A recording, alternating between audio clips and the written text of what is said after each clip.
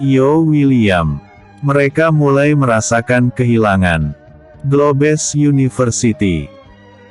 Beberapa hari setelah pembantaian yang dilakukan oleh Yo, Namora dan R4, tiba-tiba saja kedua pemuda itu menghilang dari Quantum City.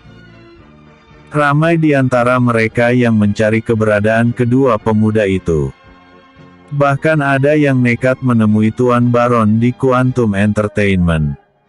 Namun, siapalah mereka untuk bertemu dengan orang terhormat itu? Tai dan Silas yang sangat akrab dengan Yo sangat merasakan kehilangan. Mereka berdua tampak sangat murung. Kemana Yo ini perginya? Gumam Silas seperti berbicara dengan dirinya sendiri. Nafas penuh keluhan tak henti-hentinya dari hidungnya. Dari kejauhan, tampak 4 orang wanita menghampiri tempat mereka duduk. Setelah tiba, salah seorang dari mahasiswi tersebut segera bertanya. "Bagaimana Tai? Apakah kau mengetahui keberadaan Yo?" "Sama sekali tidak ada kabar. Dia seperti menghilang di telan bumi." Naomi, ayahmu kan pemilik kampus ini. Mengapa kau tidak coba meminta kepada ayahmu untuk menanyakan kepada kepala yayasan? Apakah Yo ini pindah kampus atau kembali ke Star Hill? Usul Tai kepada wanita yang bertanya tadi. "Iya. Nanti akan aku pinta kepada ayahku untuk menanyakan tentang Yo ini. Tapi, apakah kalian yakin jika Yo dan Namora itu pindah atau kembali ke Star Hill? Bagaimanapun, Yo kan memiliki banyak musuh di Quantum City ini. Apa jangan-jangan?" "Jaga bicaramu Naomi. Sangat sulit untuk mengusik Yo itu. Apa kau tidak melihat seperti apa kekuatan dan kekuasaannya?" kata Silas pula menyela perkataan dari Naomi. "Semakin kesini, semakin aku sadari bahwa antara kita dan Yo ini memiliki jarak yang sangat lebar. Tapi aku beruntung pernah menjadi sahabatnya," kata Naomi sambil merenung.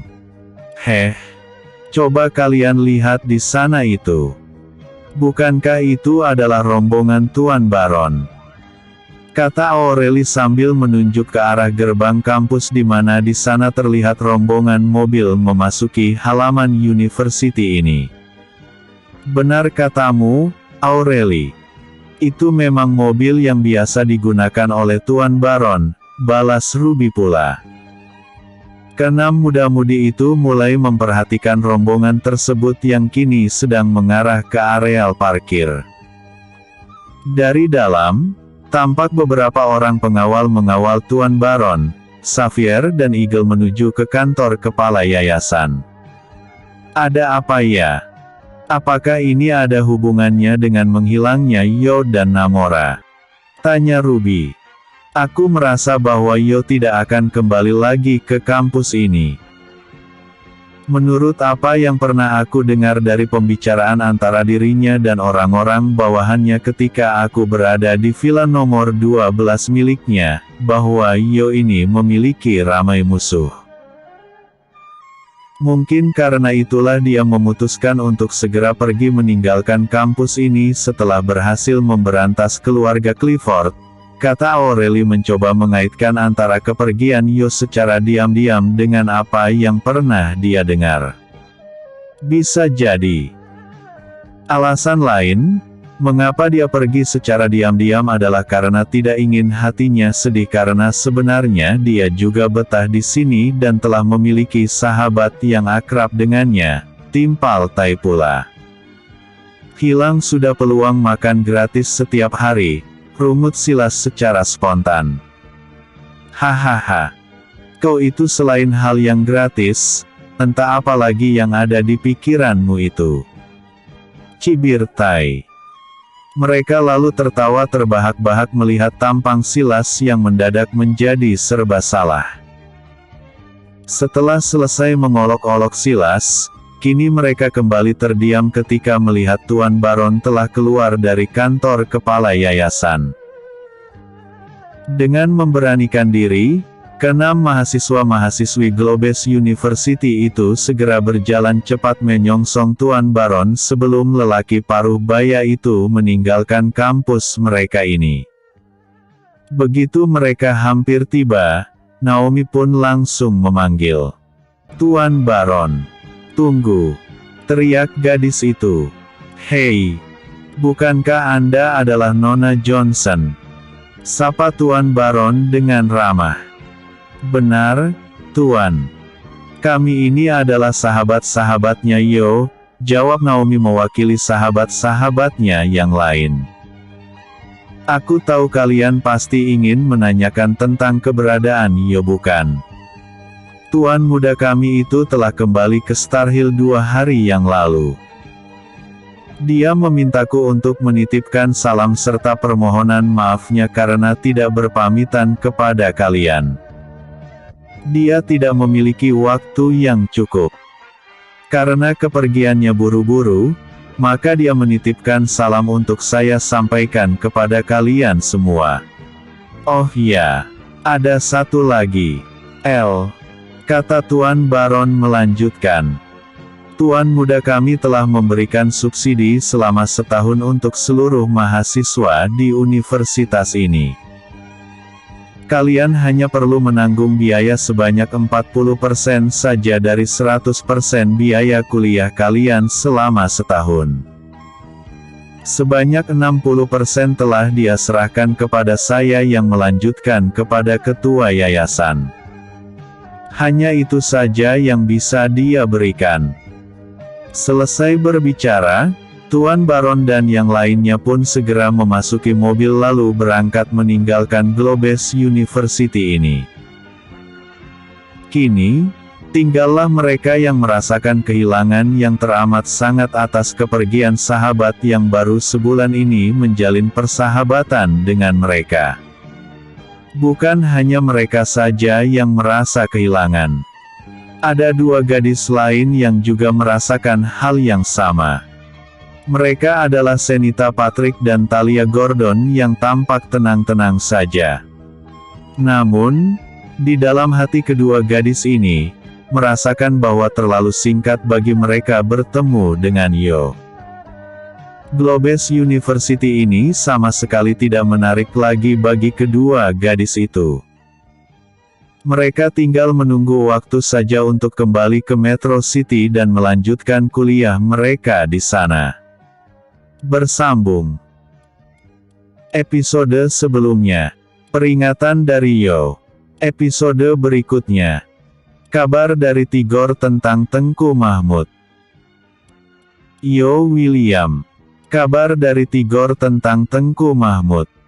Dua orang pemuda berjalan menapaki bahu jalan dengan keadaan nyaris seperti gelandangan.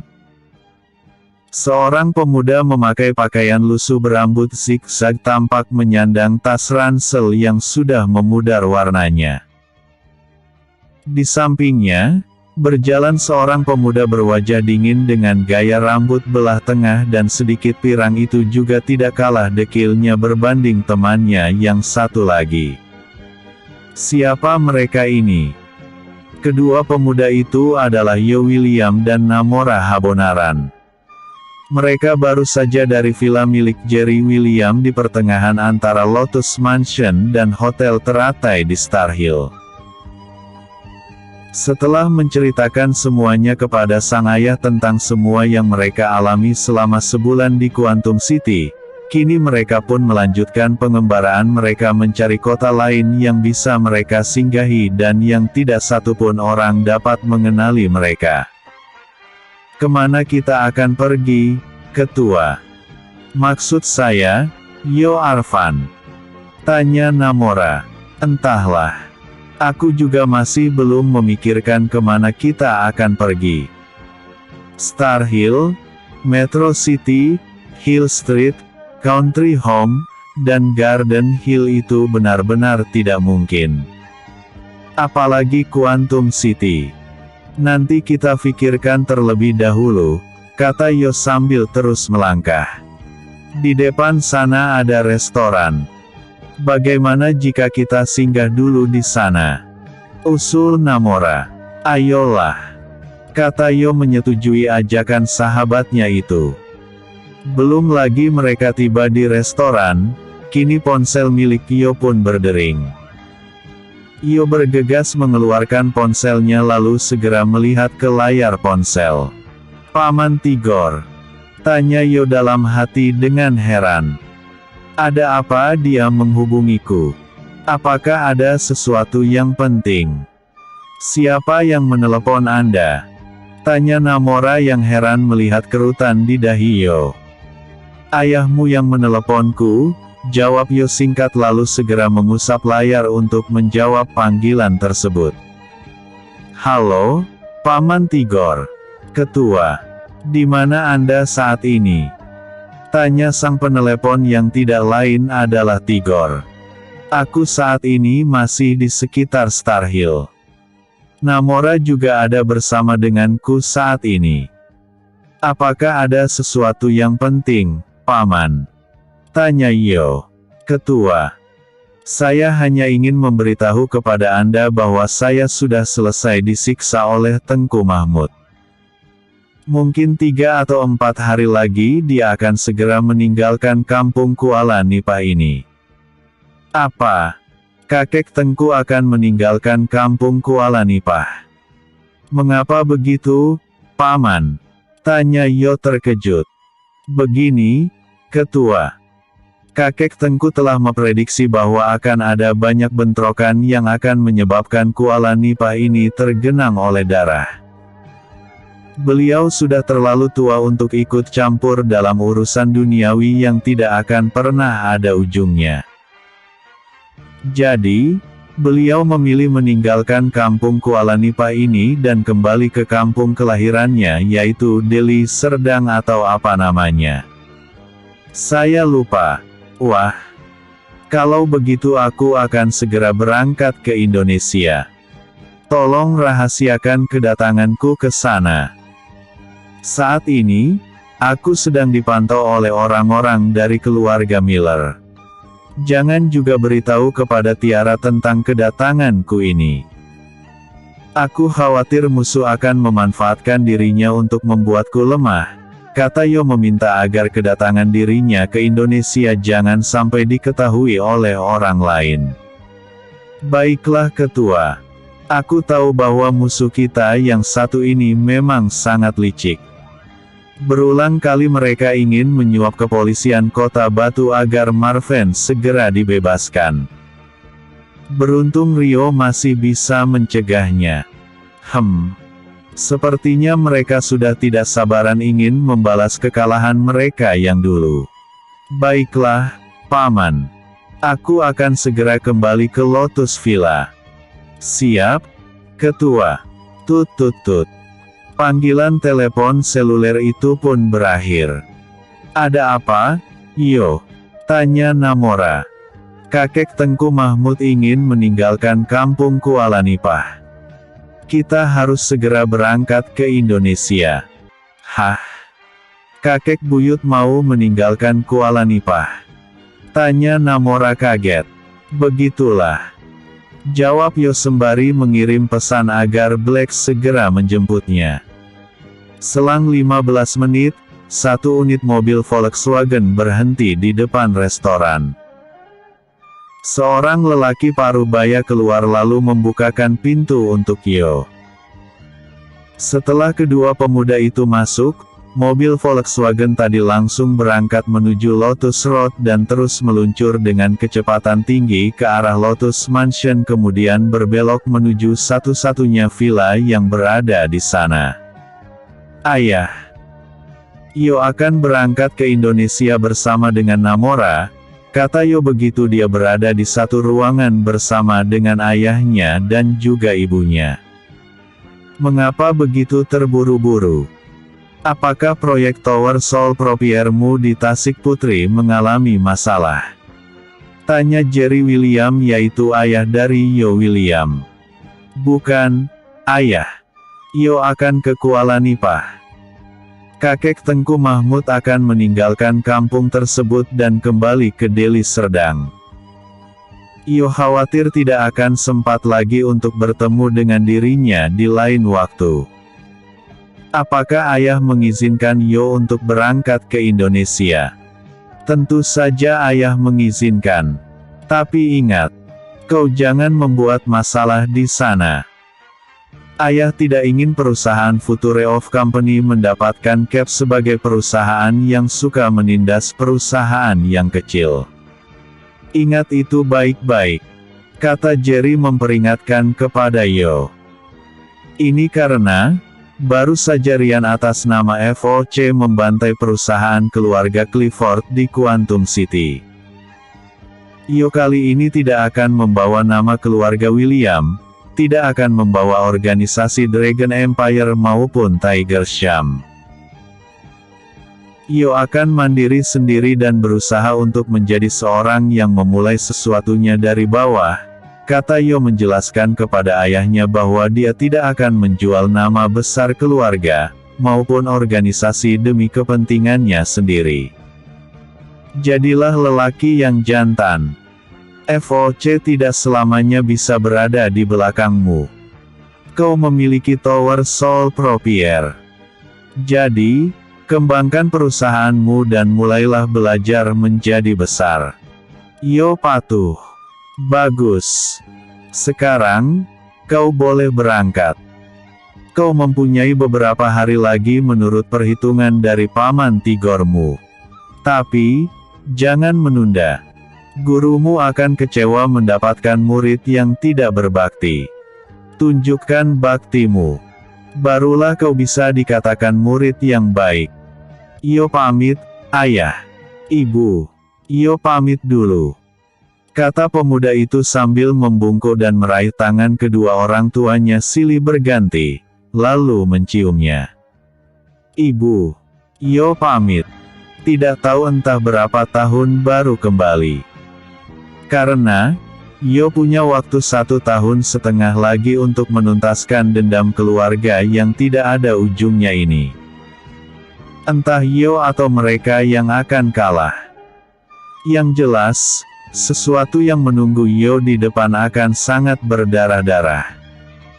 Itu sangat menyenangkan, kata Yo bersemangat. Tidak salah jika beberapa gelar disematkan kepadamu. Mulai dari anak setan, anak hantu sampai ke anak jin. Tapi, ibu bangga memiliki seorang anak yang memiliki semangat dan keberanian laksana ksatria. Berangkatlah. Ibu akan mengiringi langkahmu dengan doa. Terima kasih, Ibu. Jika begitu, Yo pamit. Yo langsung membalikan badannya menuju ke kamar miliknya. Kemudian dia keluar dengan membawa satu tas ransel yang sudah sangat tua sekali kemudian menyandangkan tas ransel tersebut di punggungnya. Kedua orang tuanya hanya menghela nafas saja melihat tingkah putra mereka itu. Bersambung. Episode sebelumnya. Mereka mulai merasakan kehilangan. Episode berikutnya. Yo dan Namora tiba di Kuala Nipah. Yo William. Yo dan Namora tiba di Kuala Nipah. Kuala Nipah. Satu unit taksi berhenti di ujung jalan aspal di samping pagar tambak udang milik keluarga di kampung tersebut. Dua orang pemuda tampak keluar dari dalam mobil sewa itu lalu berjalan beriringan menapaki jalan berpasir. Debur ombak dan semilir angin mengandung zat garam pun mulai terasa di telinga dan menerpa wajah kedua pemuda itu. Sensasi yang baru dia rasakan lagi setelah hampir 6 bulan dia meninggalkan kampung pinggiran laut tersebut. Salah satu dari pemuda itu menunduk lalu meraup pasir pantai dengan tangannya, kemudian mencium tanah berpasir tersebut. Kuala Nipah. Aku datang lagi. Semoga kau masih ramah terhadapku, seperti dulu, saat ini dan esok, kata pemuda itu dalam hati dengan mata terpejam. Siapa dua orang pemuda itu? Mereka berdua adalah Yo William dan Namora. Kedua pemuda itu mengunjungi Kampung Kuala Nipah ini karena ingin bertemu dengan Mahaguru Tengku Mahmud Badarudin yang akan pergi meninggalkan kampung tersebut karena tidak ingin terlibat dalam masalah yang akan melibatkan dua muridnya dan lawan yang akan mereka hadapi. Setelah selesai melatih Tigor selama kurang lebih 6 bulan, maka sudah waktunya bagi dirinya untuk menyingkir dari hiruk-pikuk permusuhan antara kedua belah pihak, dan memilih kembali ke kampung kelahirannya yaitu Deli Serdang. Sementara itu, Namora hanya memperhatikan saja ulah Yo yang tampak sangat khusyuk dengan ritual yang dia lakukan. "Ayo kita ke rumah milik kakek Tengku. Tetap berada di belakangku," ajak Yo kepada Namora. Mereka lalu berjalan melewati gang rumah milik Tiara kemudian berbelok ke kanan di mana di sana terlihat rumah berbentuk panggung berdinding anyaman bambu dan berlantaikan belahan batang nibung. Suasana di sekitarnya sedikit pun tidak ada yang berubah. Bahkan sarang tawon di sebatang pohon pun masih ada di sana. Dan Yo memiliki banyak kenangan pahit dan manis dengan sarang tawon tersebut. Begitu mereka hampir sampai di rumah tersebut, Namora tampak sangat waspada dan berdiri tepat di belakang Yo. Namun, matanya sangat liar memperhatikan di sekelilingnya. Kakek Tengku. Yo pulang kek?" Tidak ada jawaban. Hanya ada hembusan semilir angin pantai yang bertiup menerpa wajah Yo. Tapi jangan salah. Keheningan seperti itu bahkan mengandung ancaman bahaya yang setiap saat bisa saja datang. "Kek, apakah kakek masih hidup?" tanya Yo lagi. "Wus." Sebutir kulit kerang melesat dengan cepat ke arah kening pemuda itu. "Hahaha, aku suka," kata Yo lalu menjentikkan bola besi miliknya. Wus! Cetar! Bola besi yang dihentikan oleh Yo tadi bertabrakan di udara membuat kulit kerang yang datang tadi hancur berantakan.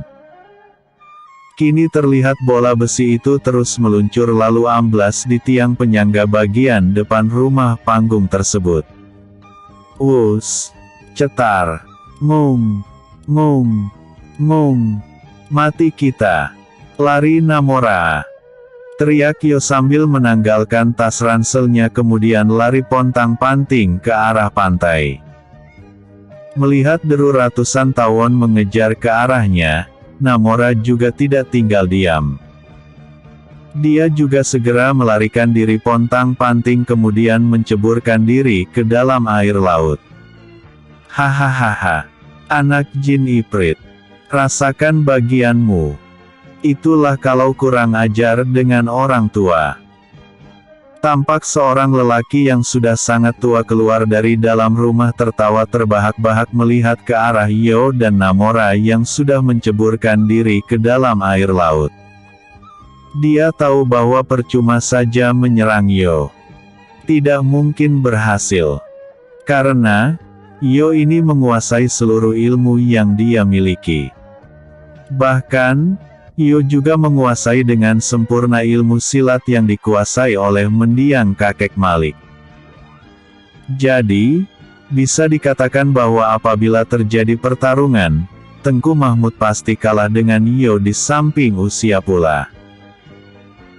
Oleh karena itu, Tengku Mahmud memilih menembak sarang tawon dengan kulit kerang, dan benar saja, sehebat apapun Yo, dia pasti akan lari terbirit-birit ketika dikejar oleh ratusan tawon yang marah tersebut. Nasibku selalu sial. Dapat guru, kedua-duanya tidak waras, maki Yo dengan wajah memerah karena kelamaan berendam dengan menahan nafas. Tak lama setelah itu, giliran Namora pula menyembulkan kepalanya ke atas. Tampak wajah pemuda itu merah padam. "Mati kita Yo," kata Namora ketakutan. "Kau diam saja ya." "Dia datang," kata Yo sambil memperhatikan seorang lelaki tua melangkah dengan langkah yang sangat ringan ke arahnya. Hei anak jin Iprit. Untuk apa kau datang ke sini hah? Kemari kau.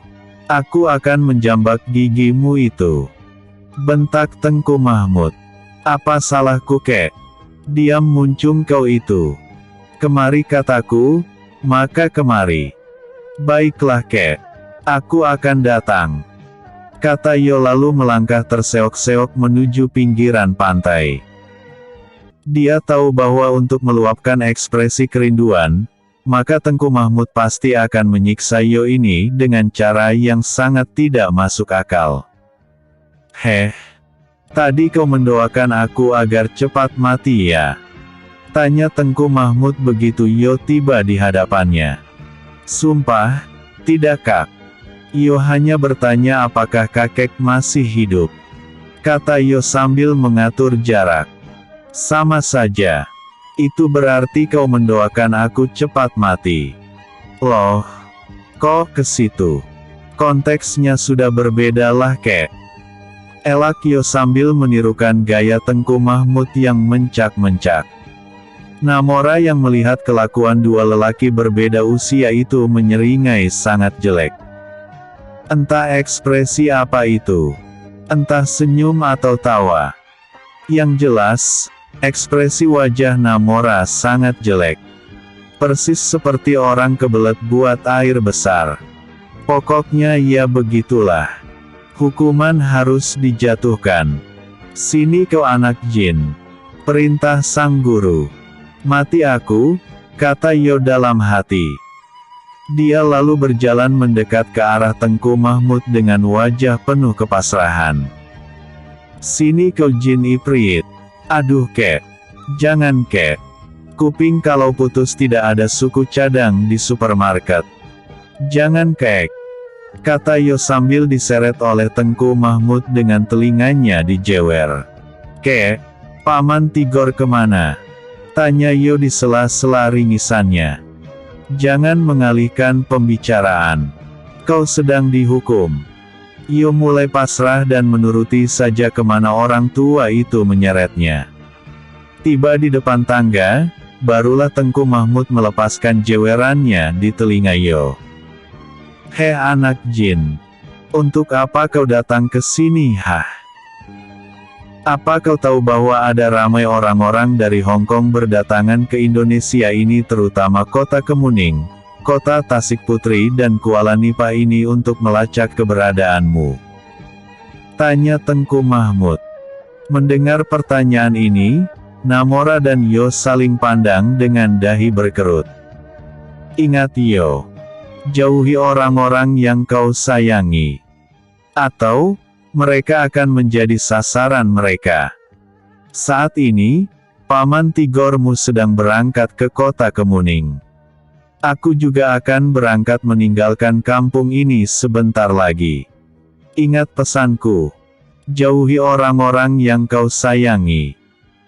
Atau, kau akan kehilangan mereka, kata Tengku Mahmud sambil beranjak dari duduknya di anak tangga, lalu masuki rumah. Tak lama setelah itu, dia pun keluar sambil membawa buntalan kain berisi pakaian miliknya. Bersambung. Episode sebelumnya. Kabar dari Tigor tentang Tengku Mahmud. Episode berikutnya. Beban pikiran Yo.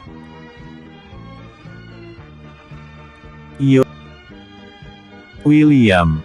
Beban pikiran Yo. Kakek mau kemana? Tanya Yo yang terheran-heran melihat Tengku Mahmud sudah berada di luar sambil membawa buntalan. Anak jin. Sudah tidak ada lagi yang bisa aku lakukan di sini. Aku tidak ingin ikut campur dan tidak ingin menjadi saksi atas semua kejadian. Kau sudah cukup dewasa. Bekalmu juga sudah lebih dari cukup.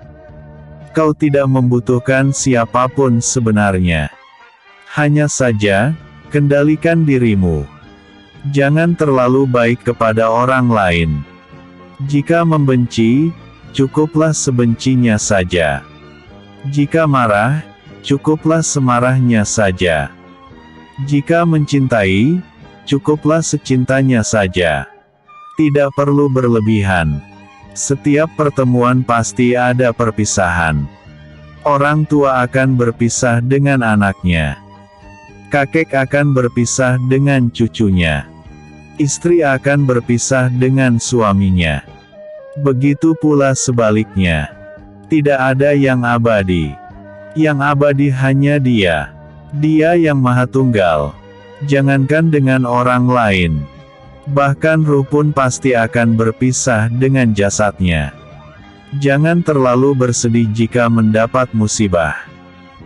Jangan pula terlalu bergembira jika mendapatkan sesuatu yang menyenangkan. Semuanya hanya sementara. Pahit jangan cepat kau muntahkan, sedangkan manis, jangan pula cepat kau telan. Di balik setiap peristiwa, ada hikmah. Karena, sesuatu yang diciptakan oleh Tuhan Yang Maha Kuasa tidak ada yang sia-sia. Semua memiliki sebab musabab. Manusia hanya bisa berusaha sebatas kemampuan yang dimiliki olehnya. Jangan memikirkan hasil tanpa usaha. Sedangkan yang berusaha saja terkadang tidak mendapatkan hasil. Apalagi yang sama sekali tidak berusaha. Kau hanya perlu terus berusaha, kemudian pergunakan otakmu untuk berpikir. Di dunia ini tidak ada yang pasti. Kepastian hanya milik Tuhan. Aku hanya bisa menyampaikan kata-kata terakhirku ini untukmu. Selebihnya, kau sendiri yang akan mencernanya. Selamat tinggal untuk kalian berdua. Ingat pesanku. Kau sedang diincar. Jaga jarak dengan orang-orang yang kau sayangi. Kecuali mereka memiliki kemampuan dan tidak lemah. Kau pasti paham maksudku. Kata Tengku Mahmud mengakhiri nasihatnya. Kemudian lelaki tua itu pun berjalan menuruni tangga lalu segera melangkah meninggalkan halaman rumah yang sudah puluhan tahun ditempati olehnya itu. Seperti terpukau, Yo dan Namora sama sekali tidak bereaksi. Dan itu hampir selama 5 menit. Setelah dia tersadar, barulah dia menyadari bahwa dia harus mengiringi kepergian orang tua yang telah banyak berjasa terhadap dirinya. Namun apa daya, Tengku Mahmud bagaikan hilang di telan bumi. Kakek! Yo berteriak berlari ke sana kemari mencari keberadaan Tengku Mahmud. Namun sia-sia saja. Tengku Mahmud benar-benar telah menghilang. Tidak mungkin. Dari rumah ke jalan besar membutuhkan waktu paling tidak 5 menit berjalan. Sedangkan jalan di depan sana lurus. Tidak mungkin dalam waktu 5 menit bisa menghilang, gumam Yo sambil celingukan. Namora juga tampak berlari sambil melirik ke sana kemari. Namun hasilnya tetap sama. Yaitu, tidak menemukan keberadaan Tengku Mahmud. Yo benar-benar seperti orang linglung. Dia kini hanya terduduk di pinggir jalan dengan mata memerah menahan genangan air mata yang nyaris tumpah. Kau menemukannya, Namora? Tanya Yo begitu Namora tiba di dekatnya. Saya tidak menemukan keberadaan kakek uyut Tengku Mahmud. Entahlah. Dia seperti menghilang di telan bumi, jawab Namora kebingungan. Aneh sekali, gumam Yo yang sejak tadi terduduk di jalan. Dia tidak lagi memperdulikan keadaan dirinya. Yang dia pikirkan adalah, mengapa secepat itu Tengku Mahmud menghilang. Kau sudah datang kembali ke Kuala Nipah ini Yo. Terdengar sapaan dari arah belakang. Suara ini adalah suara seorang gadis. Dan, tentu saja Yo sangat mengenal pemilik suara ini. Tiara. Gumam Yo perlahan. Dia ingin menghindar. Tapi sudah tidak mungkin. Dia ingin berdiri dan memeluk gadis itu. Tapi teringat pesan dari Tengku Mahmud tadi. Yo akhirnya serba salah tidak tahu harus berbuat apa. Yo hanya mendongak memandangi gadis yang sangat manis itu tanpa tahu harus memulai kata-kata dari mana. Keadaan yang seperti ini tentu saja membuat senyum gadis itu berangsur-angsur memudar. Namora tahu bahwa pertemuan ini sangat dinanti-nantikan oleh Tiara. Dia tidak ingin menjadi perusak acara. Jadi, dia lebih memilih berlindung di bawah sebatang pohon kelapa dari sengatan matahari agak jauh dari tempat Yo dan Tiara tadi. "Ada apa denganmu, Yo?" tanya Tiara heran.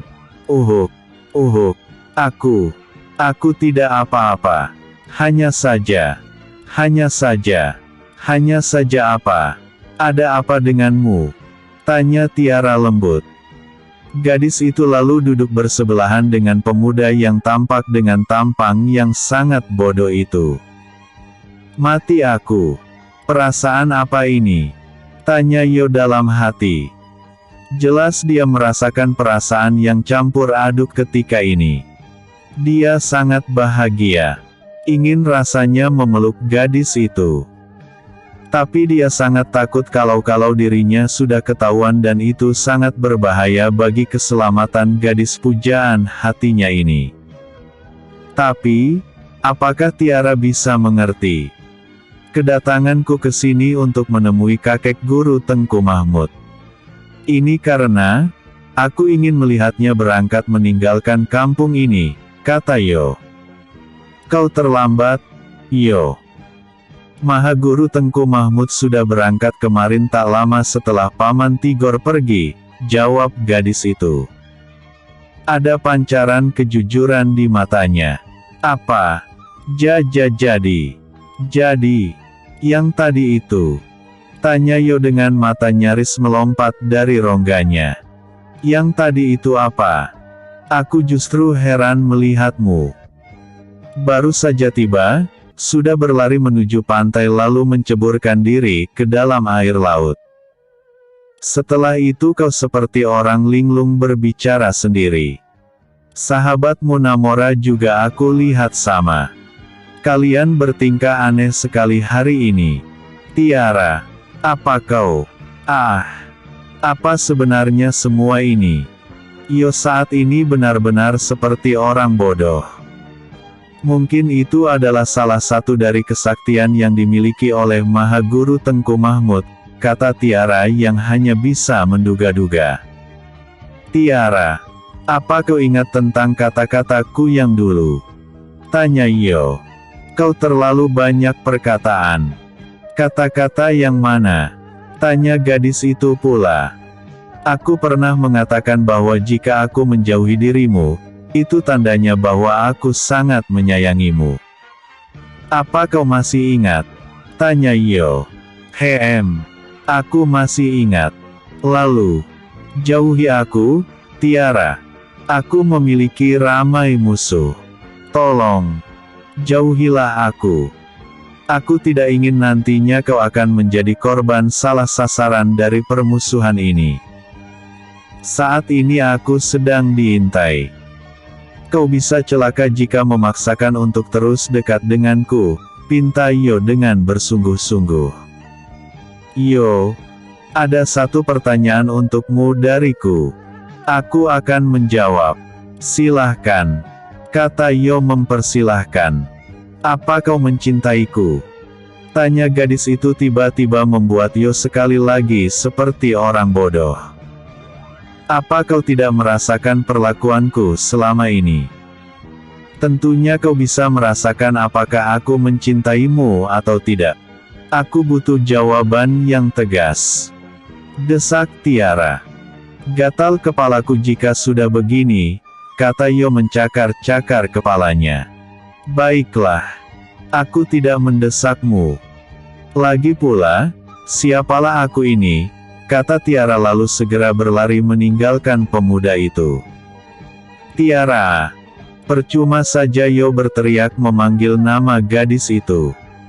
Gadis itu sudah keburu jauh. Ya sudahlah. Mungkin inilah jalannya. Aku mencintaimu dengan caraku menjauhimu, kata Yo lalu segera melangkah meninggalkan tempat itu menyusuri jalan tanpa arah tujuan. Namora yang melihat ini, dia segera menyusul lalu mensejajarkan langkahnya dengan langkah Yo. Kedua pemuda itu berjalan dengan mulut terkunci. Terlalu banyak teka-teki dan beban pikiran yang mereka rasakan saat ini. Bersambung. Episode sebelumnya, Yo dan Namora tiba di Kuala Nipah. Episode berikutnya, bertemu dengan Roger. Yo William bertemu dengan Roger. Kelap-kelip lampu malam mulai menghiasi kota kecil melewati kampung Indra Sakti. Di bahu jalan, tampak dua orang pemuda berjalan. Yang satu di depan, dan yang satunya lagi di belakang. Tidak ada banyak cerita.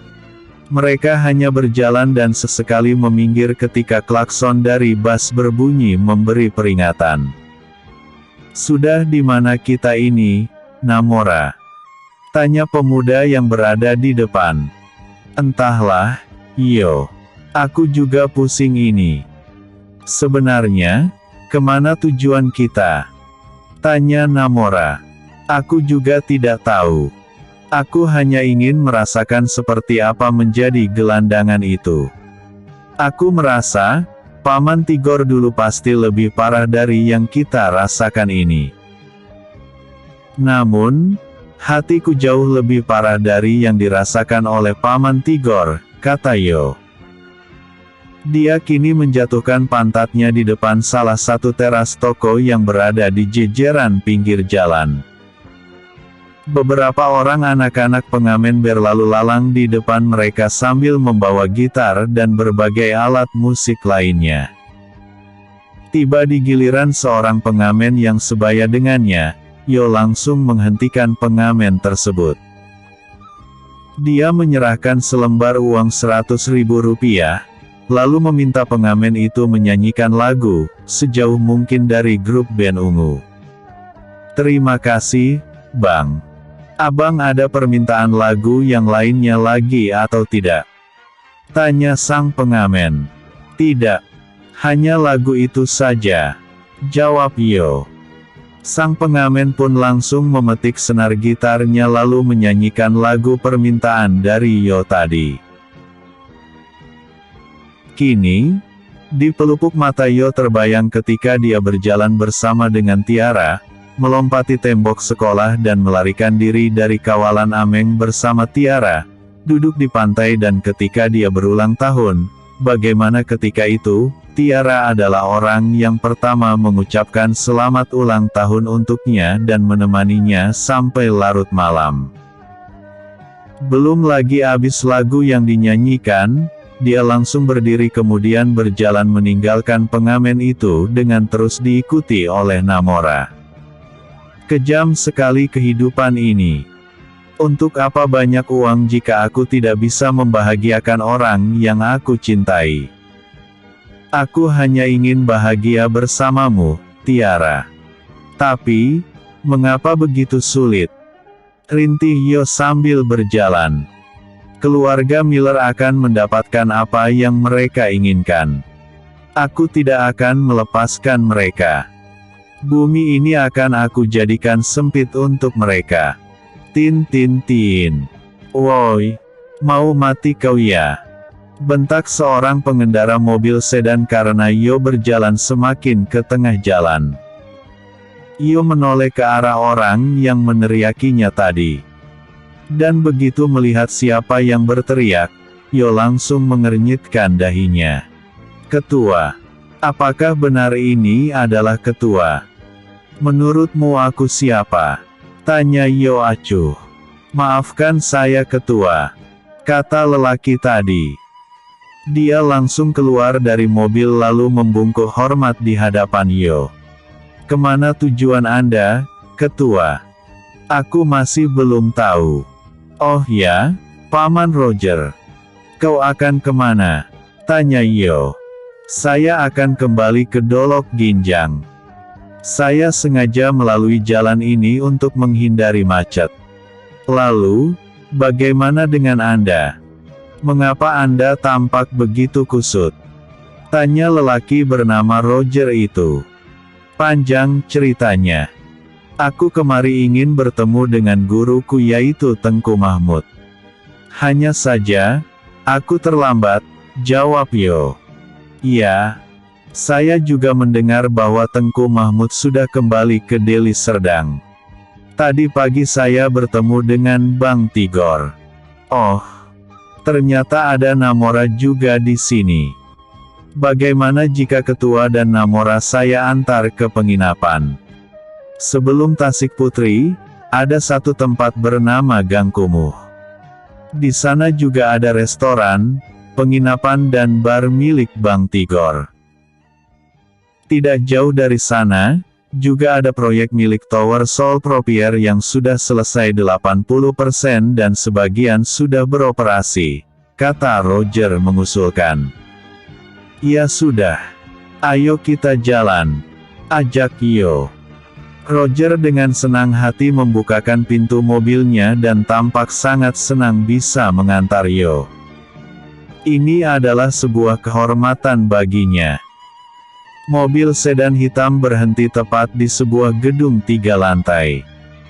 Begitu keluar dari mobil, Roger yang menjadi pengemudi langsung setengah berlari untuk membukakan pintu. Dari dalam, keluarlah Yo dengan didampingi oleh Namora. Mereka bertiga lalu memasuki bangunan tersebut. Di dalam, kini Yo dan Namora melihat ramai pengunjung yang sedang melantai. Sambil menepuk pundak seorang penjaga keamanan, Roger langsung mengajak kedua pemuda itu ke lantai paling atas. Lantai ini khusus bagi mereka yang berduit tebal saja. Karena, selain pelayanan yang lengkap, mereka yang berada di lantai atas ini akan dilayani bagaikan seorang raja. Beberapa pasang mata tampak memperhatikan ke arah Yo. Mungkin karena mereka tidak mengenal siapa pemuda ini. Lain halnya dengan Roger dan Namora. Mereka begitu ramah dan tersenyum sambil menganggukkan kepalanya di hadapan kedua orang tersebut. Yo tidak peduli dengan semua itu. Dia sudah terlalu lelah. Dia kini menarik sebuah kursi secara acak. Lalu enak saja dia duduk sambil menaikkan kakinya di atas meja. Tak lama setelah itu, datang seorang gadis membawakan minuman dengan pakaian yang sangat seksi. Begitu mata gadis itu beradu pandang dengan Yo, kedua orang ini sama-sama terkejut. Dari keterkejutan si gadis, nampan yang dia bawa berisi botol dan gelas yang berada di atasnya langsung terjatuh. Hal ini tentu saja membuat kaget semua yang ada di tempat itu. Begitu mendengar bunyi sesuatu yang terjatuh dan pecah, seorang manajer wanita pun datang. Dengan sangat galak, dia membentak gadis itu. Kurang ajar sekali kau Lestari. Kau tahu berapa harga anggur itu? 1 botolnya setara dengan gajimu 1 tahun. Kau telah memecahkan 3 botol sekaligus. Kau ini. Sang manajer langsung melayangkan tangannya hendak menamparkan si gadis. Namun hal itu urung dia lakukan ketika Yo tiba-tiba saja menahan tangan si wanita. Sedikit saja kau berani menyentuhnya, akan aku buat kau menjadi pengemis di jalanan. Bisik Yo ke telinga sang manajer. Melihat seorang pemuda yang tidak dia kenal mengancam ke arahnya, membuat wanita itu semakin mengamuk. Wanita itu langsung mendamprat ke arah Yo dengan kata-kata yang sangat kasar. Dari mana datangnya gembel ini? Siapa yang membawanya masuk ke klub elit ini? Di mana penjaga? Teriak sang manajer. Beberapa penjaga langsung berdatangan dengan maksud untuk memberi pelajaran kepada siapa saja yang membuat onar di klub elit tersebut. Aku berkata sekali saja. Siapa yang berani menyentuh gadis ini, aku pastikan bahwa dia akan menjadi pengemis di kaki lima.